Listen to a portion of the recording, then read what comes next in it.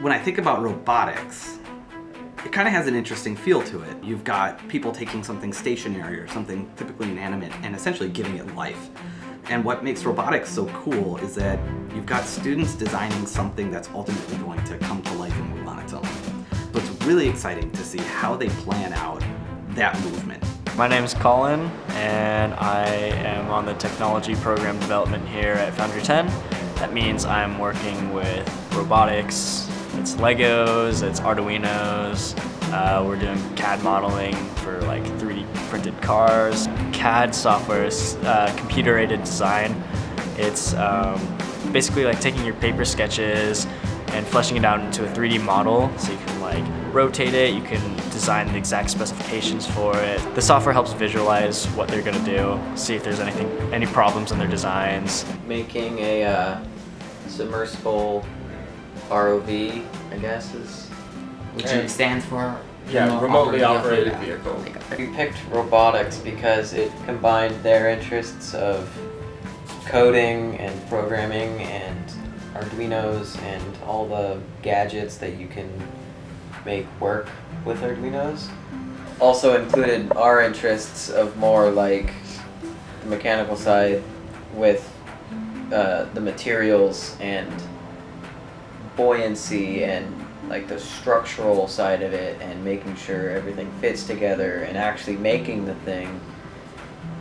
It was just a really like A good fit. yeah, Yeah. it was like the sweet spot for all of our interests. So at Hilltop Elementary, it was super cool. We got to play with Legos, not your traditional just like block Legos and you can do whatever you want, but it's called the Lego Mindstorms EV3 kit, which puts coding into, or robotics into Legos.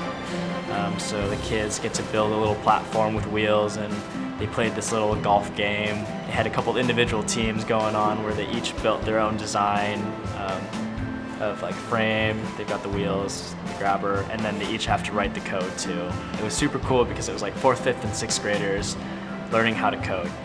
Robotics is super cool because it gives you a lot of different aspects of like what's going on in the world. Teaches you how to work together because there's so many different just like components of robotics that you have to be able to work together. Not only is it teaching you like those technical hard skills, but you're being able to like learn those soft skills as well. Like being able to network and like ask for donations is something that like our group has done. When it comes to learning, one of the most interesting things that I've seen, and you see this in every program that we run, is that when you're learning something or you're working on an activity, particularly something as complex as a robot, it becomes a personal thing.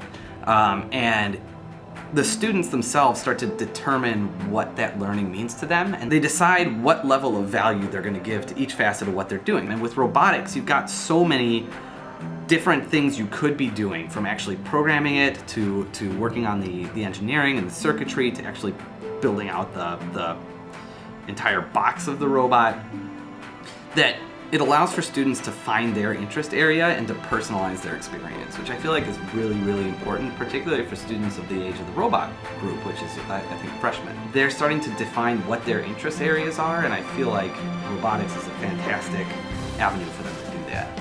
Everything is going towards robots, like drones. You got like self-driving cars. You know, I've heard of a self-driving bus now that's completely legal. So it's all going towards robots. So if you want to have like an edge towards technology in the future, you should start now when it's just starting to like blossom, instead of later when it's already in the move and you kind of have to like jump in. You have to catch up. Yeah, you have to catch up. It's nice to have kids find something that they like and build it, whatever that is. It doesn't have to be tangible either. That's something you can't always see because those are the thoughts that you're growing inside yourself. And in robotics that exists too.